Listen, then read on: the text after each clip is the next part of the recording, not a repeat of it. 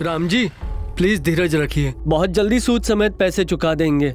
घर के पेपर्स वापस लौटा दीजिए, हमारी प्रॉब्लम तो समझिए। राम जी 1 महीने की मोहलत दिए बस, अगर पैसे नहीं लौटाए तो वो ये घर किसी और को बेच देंगे। मैंने शॉप को सेल पर लगा रखा है, पता करो उसका क्या हुआ। ठीक है।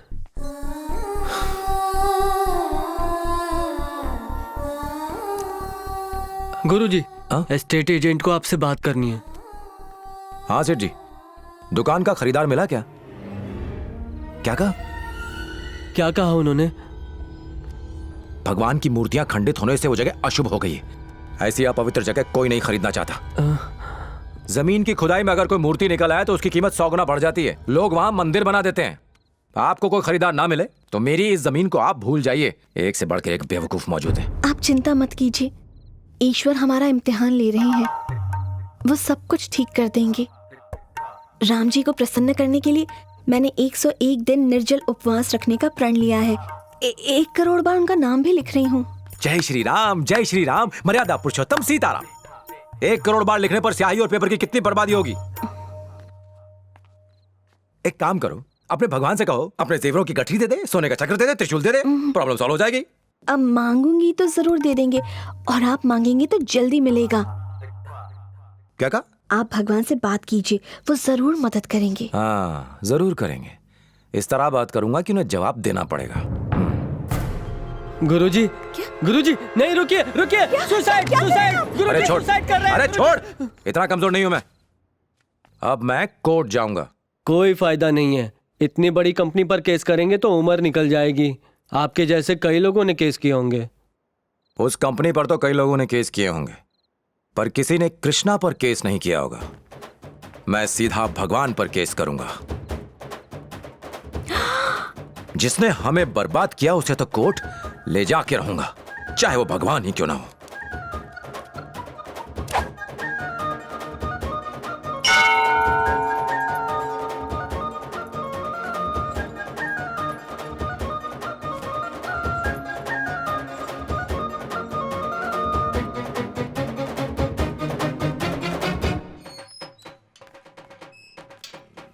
हे भगवान, मेरा पैर। क्या हो गया राजू? सुबह सुबह योगा का नया आसन किया तो पैर में मोच आ गई। मैं नहीं आ पाऊंगा, आप जाइए। क्या कहा? गुस्सा मत करो, मैं आता हूँ ना। में तू चिंता मत कर, अगर भगवान है तो उसे नीचे बुलवा कर ही रहूंगा मैं। गुरुजी, ये कैसे पॉसिबल है? आपके केस करने पर भगवान क्यों कोर्ट में आएंगे? कोर्ट के नजदीक एक मंदिर है। सुबह 9 से शाम के 7 बजे तक लोगों की लंबी लाइन लगी रहती है वहाँ पे। बीच में लंच ब्रेक भी होता है, बस उसी ब्रेक में भगवान कोर्ट का चक्कर लगा लेंगे। मुझे नहीं लगता वो आएंगे गुरुजी। देखता जा बेटा। सर आपका केस लेके मेरे पास आइए। सर मैं आपका केस जीता। वकील की सेल लगी। अरे अरे क्या कर रहे हो? अरे ये तो पीछे पड़ गया यार। जो चबारे निकल आए। ये आ गया हमारा केस खाने। आप यहाँ ये सर, ये सब मेरे जूनियर्स हैं। और आप? मैं सीनियर लॉयर हूँ। अच्छा। मैंने आज तक एक भी केस नहीं हारा है। भगवान को नीचे आना पड़ेगा इस धरती पे मुझे हराने। हाँ ये एकदम परफेक्ट रहेगा। बोलिए सर। किसी ने मेरी दुकान तोड़ दी है। समझ गया, बड़ा क्राइम। दुकान तोड़ने वाला भी बड़ा आदमी होगा। हाँ दुनिया तो उसे बहुत ही बड़ा समझती है। वो जितना भी बड़ा क्यों ना हो, केस हम लोग ही जीतेंगे। ये मेरी गारंटी है। अच्छा बताइए, उसका नाम क्या है? भगवान। भगवान। सरनेम क्या है सर? उसका सरनेम, मतलब वो नाम के आगे क्या लगाता है? शर्मा, वर्मा, पटेल? वैसे उसके मैं कई नाम जानता हूँ, पर उसका सरनेम कभी नहीं सुना। समझा, उसका कोई सरनेम नहीं है। उसका एड्रेस भी दोगे तो भी काफी है। जल्दी से उसका ऑफिशियल एड्रेस बताइए। एड्रेस तो उसके मुझे बहुत सारे पता है। हाँ। केयर ऑफ काशी है, केदारनाथ, बद्रीनाथ, हरिद्वार, मथुरा, शिरडी, तिरुपति, रामेश्वरम, द्वारका, क्या कह रहे देवी। हैं? किसके इतने एड्रेस होते हैं? ये तो सिर्फ शुरुआत है। ब्रह्मा, विष्णु, महेश, गणेश, राम, कृष्ण मंदिर भी हैं। कुछ लेडीज भी हैं, लक्ष्मी, सरस्वती, पार्वती, दुर्गा। क्यों रे? कब से मूर्ति बना खड़ा है, बता नहीं सकता कि ये पागल है? इसे सीधा यहाँ से पागल खाने लेके जा। प्लीज मेरी बात सुनिए आप। हाँ सुनू, मैंने एड्रेस पूछा तो तूने क्या बताया? वो काशी में रहता है, तिरुपति में रहता है, द्वारका में रहता है, काशी ये में मैं रहता है। आपको समझाता हूँ। यहाँ में तू ही बचा समझाने के लिए। मेरा 1 घंटा वेस्ट कर दिया। यहाँ से खड़ा क्यों है? भगवान पर केस करेंगे। टीवी सीरियल ज्यादा देख रहे हैं। अबे नींबू पानी में सिर्फ नींबू है, पानी का है? ये भी सटकेला है। सर। अबे भगवान पर केस करेगा? दिमाग खराब हो गया? चल भाग यहाँ से। सुनिए सर। मुझे इस गार्डन से भी निकलवाएगा क्या? चल जाए यहाँ से। सर आप ही ले लीजिए। भगवान के लिए मुझे माफ कर दो भैया, तुम्हारा केस मैं नहीं लड़ सकता, माफ करो, इन्हें लेके जाओ भाई। अरे गुरुजी, मारो केस ले लो। गुरुजी मेरी बात सुनिए। अरे सुनो तो। रुकिए, गुरुजी। अरे सुनो। हाँ, गुरुजी। जाड़िया बात सोचे, ये सब मुझे देख के ये भाग क्यों रहे? केस नहीं लड़ना चाहते। अब क्या करेंगे गुरुजी? टेंशन मत ले, हम एडवोकेट अकबर से मिलने जा रहे हैं। हाँ, एक टाइम में वो फेमस लॉयर था, उसने केस ले लिया तो हमारी जीत पक्की। फिर से काले कोट वाला? मैं दूर ही खड़ा रहूंगा, वरना मार खा खा के गाल पिचक जाएगा। ठीक है। एडवोकेट अकबर का घर कहाँ है? यहाँ से आगे जाके लेफ्ट हो जाइए। ठीक है।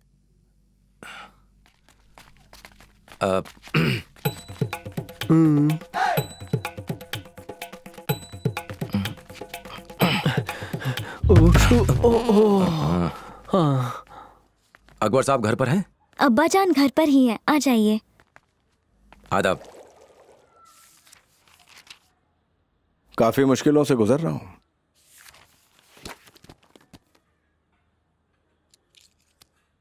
कुछ साल पहले दंगों का एक केस लड़ा था। मैं बेकसूर हिंदुओं की तरफ से वकील था। मेरे कौम वालों को यह बात नागवार गुजरी। अब्बा जान अब चल नहीं पाते।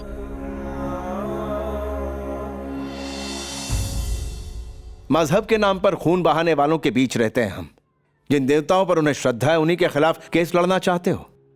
आखिर कितने दिनों तक टिक पाओगे? मेरे पास और कोई चारा भी नहीं है अकबर भाई। मुझे देख रहे हो, ऐसी हालत में कैसे केस लड़ूंगा मैं। लेकिन हां, अगर कोई वकील तुम्हारा केस लेने को तैयार ना हो तो तुम खुद अपना केस लड़ सकते हो। No, there is a provision in law. Fees मैं लूंगा, केस तुम लड़ोगे, क्योंकि तुम्हारे तर्क ज्यादा जेन्युइन है। मैं सिर्फ एक ही मदद कर पाऊंगा, तुम्हारी तरफ से लीगल नोटिस भेजूंगा बस। ठीक है ना? थैंक यू अकबर भाई। ये लीगल नोटिस कौन से एड्रेस पे भेजना है मुझे? एड्रेस नहीं है? बिना एड्रेस के जज एक दिन में केस खारिज कर देगा। मेरे पास ईश्वर का एड्रेस तो नहीं है, लेकिन उसकी खोज में लोग जिस जगह जाते हैं उस जगह का एड्रेस जरूर है।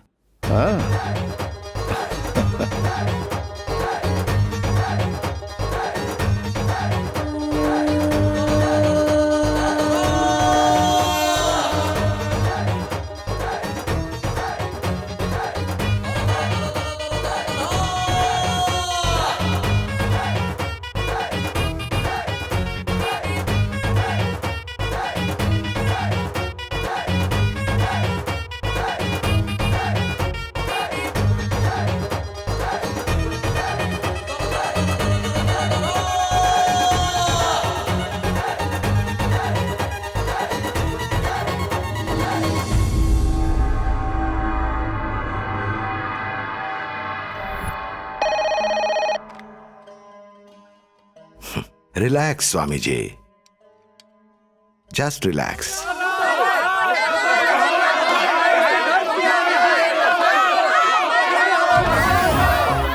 विश्व के इतिहास में पहली बार एक आम आदमी ने भगवान पर केस किया है। क्या ये संभव है? हाँ, भारत दुनिया का सबसे बड़ा लोकतंत्र है। अदालत में भगवान और इंसान में कोई छोटा बड़ा नहीं। अगर भगवान ने गलती की है तो उन्हें भी कोर्ट आना पड़ेगा। इतना बड़ा पाप करने से पहले एक बार सोच ले।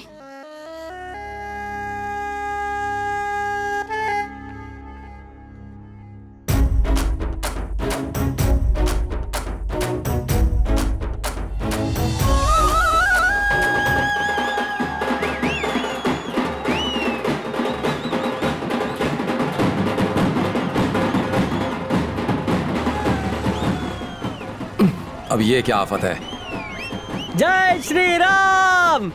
ये अच्छा संकेत है गुरुजी। इन्हीं से केस लड़ने के लिए अभी हम कोर्ट जा रहे हैं। अच्छा संकेत है। जय श्री राम, जय श्री राम। मुझे नहीं, चल भाग, चल गाड़ी चला। आज केस का पहला दिन है। ये केस एक्सेप्ट होगा भी या नहीं, ये जानने के लिए सारा देश उत्सुक है। यहाँ भगवान के बहुत सारे भक्त गोपाल राव के खिलाफ नारेबाजी कर रहे हैं। बड़े बड़े स्वामी कोर्ट आ रहे हैं।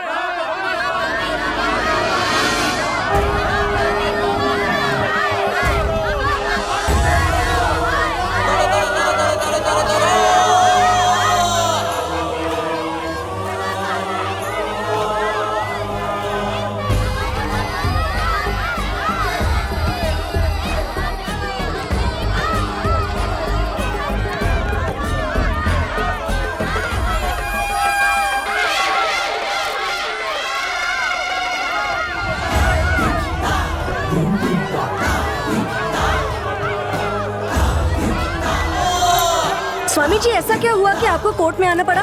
स्वामी जी।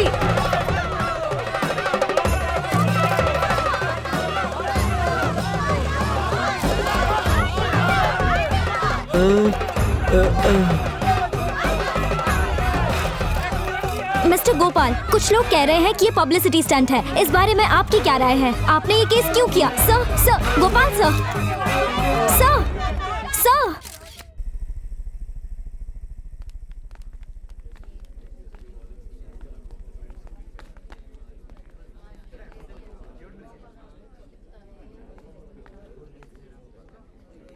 आदाब। तुम यहाँ क्या कर रही हो? अब्बा जान ने मुझे भेजा है, आप वहाँ बैठ जाइए। देखो जज ने कुछ पूछा तो ढोकला चोर, अब वो रोलेक्स कैसी है? सही टाइम दिखा रही है? गुस्सा नहीं, वहां जाके बैठो। 10 लाख की घड़ी, चोर कहीं का। मेरे मोक्ष कुंड यज्ञ में विघ्न डालने वाला यही है वो पापी। मेरे श्राप की वजह से आज कोर्ट के चक्कर काट रहा है। यही वो दुष्ट है। साइलेंस। गुरुजी खड़े हो जाइए।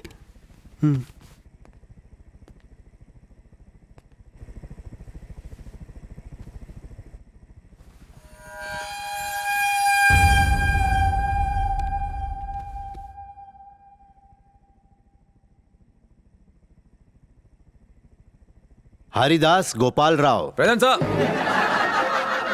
Order order.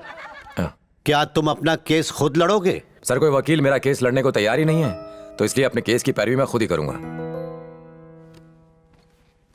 माय लॉर्ड, ये एक बेसलेस केस है, done just for publicity. Further court hearings के लिए कोई वजह ही नहीं है। So I suggest under order 7, rule number 11 of the code of the civil procedure, इस केस को स्ट्रेट अवे डिसमिस किया जा सकता है for out of clause action.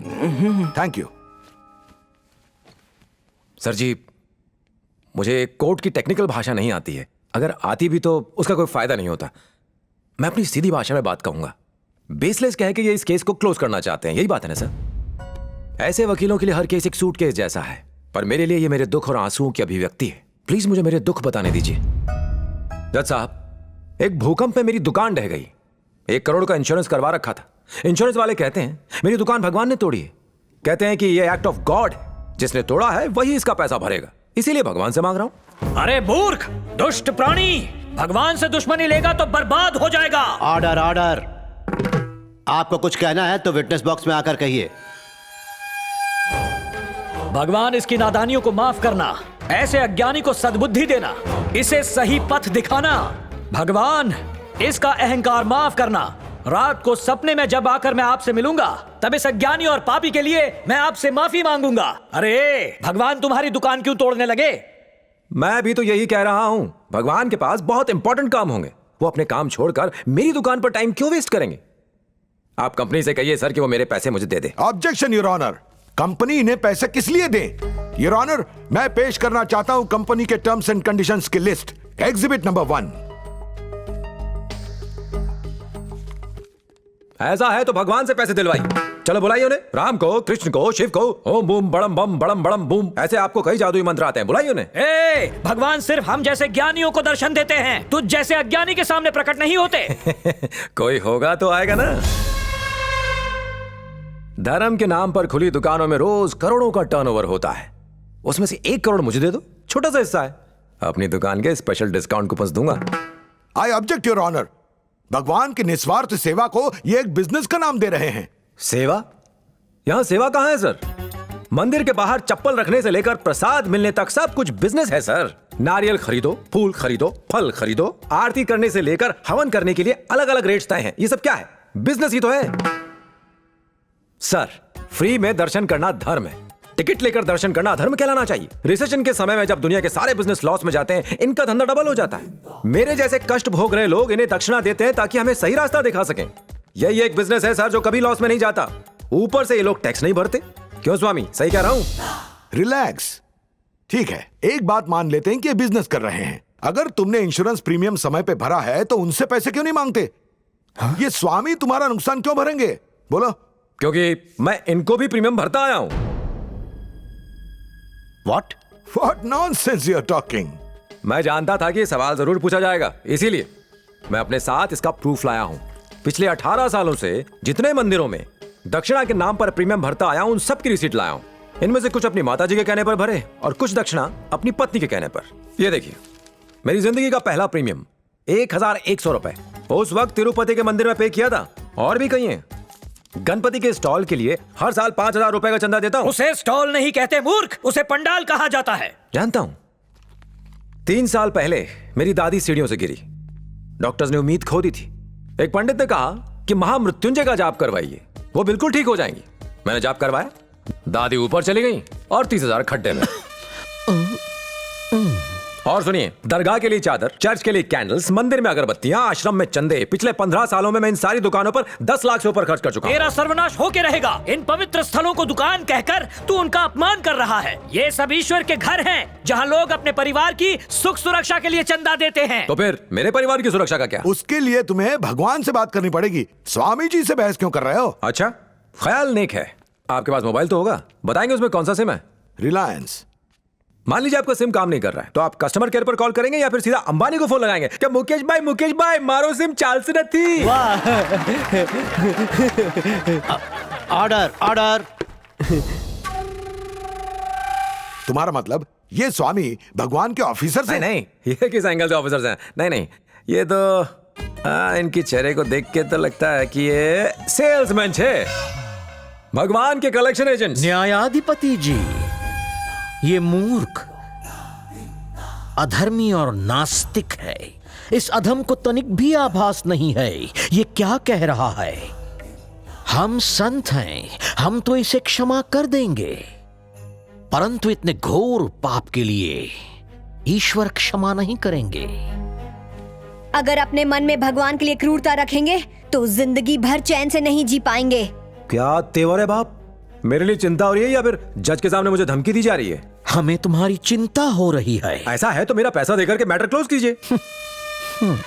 This is enough my Lord. Evidence के नाम पर इनके पास डोनेशंस के कुछ रिसीट्स हैं। भगवान और इनके बीच लीगल एग्रीमेंट नहीं हुआ है। गोपाल राव के तर्क मेरे ख्याल से बिल्कुल स्टूपिड लगते हैं। इतनी छोटी सी बात के लिए भगवान पे केस लगाने का कोई मतलब नहीं बनता।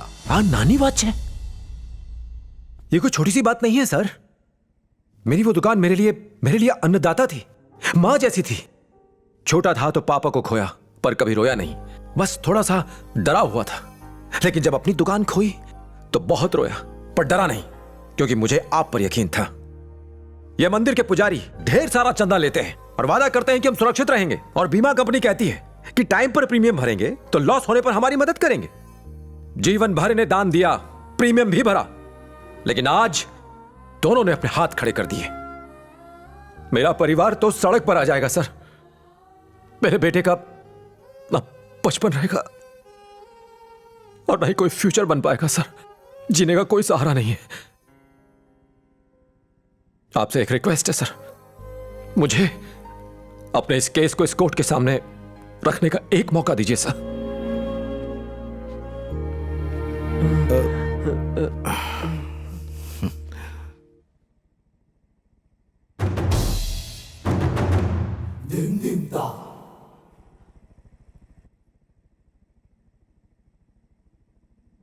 एक मिडिल क्लास आदमी के लिए 1 करोड़ बहुत बड़ी रकम होती है, खासकर जब उसकी दुकान उसका एकमात्र कमाने का जरिया हो। ये कोर्ट इस केस को एक्सेप्ट करती है।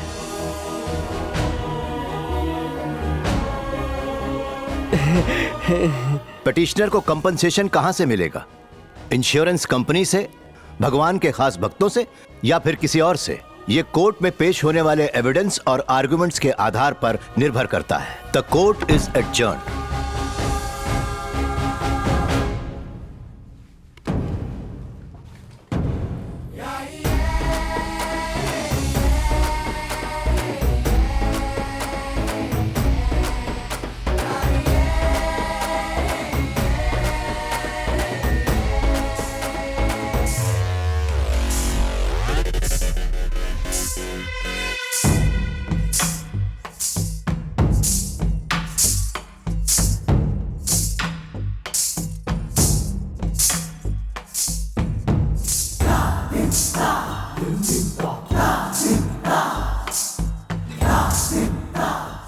ये एक सरकारी क्षेत्र है, यहाँ तुम पूर्णतः सुरक्षित हो, परंतु यहाँ से निकलने के पश्चात स्वयं की रक्षा कैसे कर पाओगे?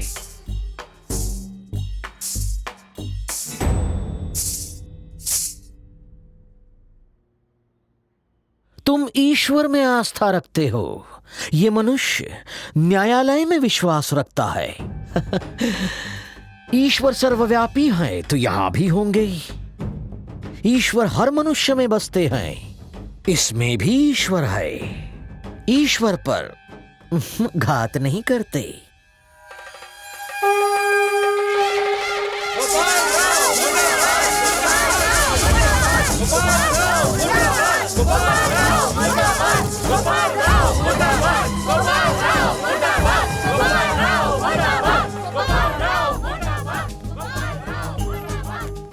सुन राजू, मैं वकील से मिलके आता हूँ। तू सीधे घर जा। ठीक है गुरुजी।